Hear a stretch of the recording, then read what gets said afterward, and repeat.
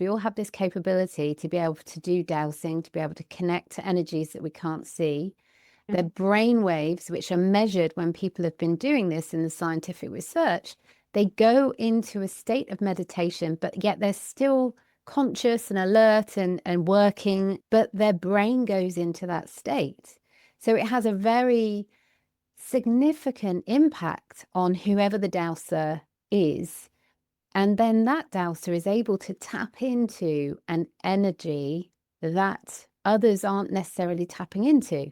And then when you start talking about frequencies, everything is vibrating with an energy. We're vibrating with an energy. If you had a strong microscope and you looked at your cells in your body and your skin, at the very core of that would be energy.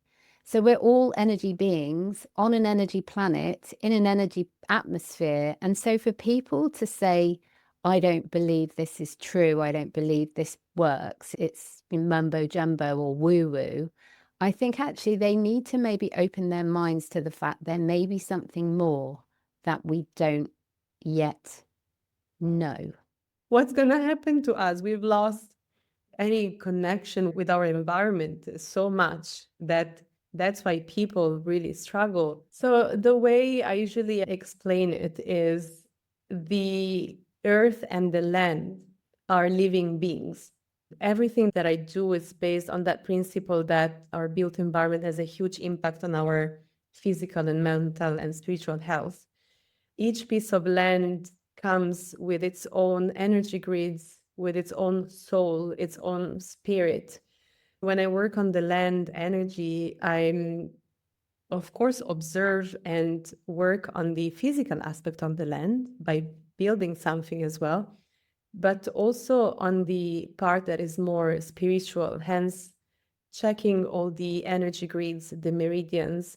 So in the same way you would do acupuncture with a doctor on your body, or you would do a Reiki session or any type of other energy healing modality, you can compare this work to the land. So it's really healing of the land, connecting to the land, and that helps to create something that is truly connected to that spirit of the land. And when that happens, you have a very wonderful sense of alignment with everything. You feel more grounded when you live in these type of environments that have been built with this intention, with this type of work in the background. And this is very much how we have been building, for most of human existence, because throughout history, there is a lot of knowledge about dowsers, about land energy grids, and how different sites were assessed to decide where to build, how to build, and so on. The practice of classical feng shui, it's dated maybe 4,000 or 5,000 years ago, as far as we know. And it includes a part which is called geomancy. So the first assessment that I do is always remote.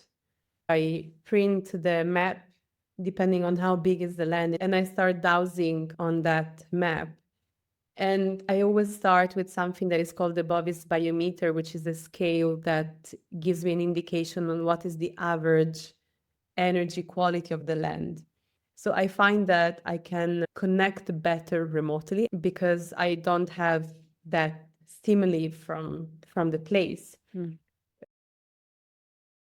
I often ask myself, why did ancient people decide to build that thing there?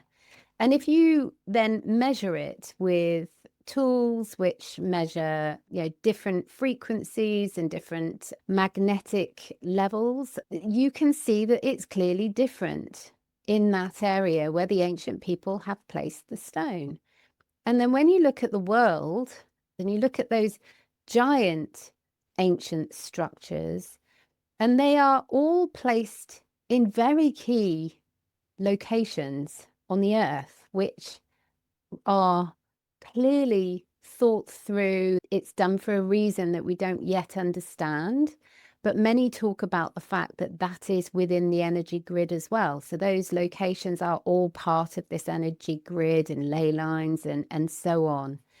And then if you look at things like, how could we have so many patterns that are so perfect? So We've got the golden ratio, the mathematical equation that brings about things like the petals, as you were talking, the shape of the beak on a bird and the shape of petals in nature, the shape of plants in nature. How is it that the moon is placed where it is exactly perfectly to make the Earth possible for us to live on and habitable?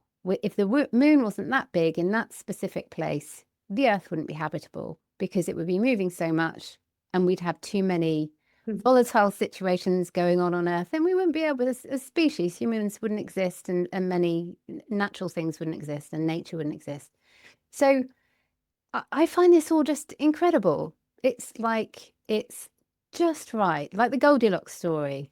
It's not too hot, it's not too cold, it's just right to make us a habitable Earth and a species that's doing well in places where there are these magical energy systems.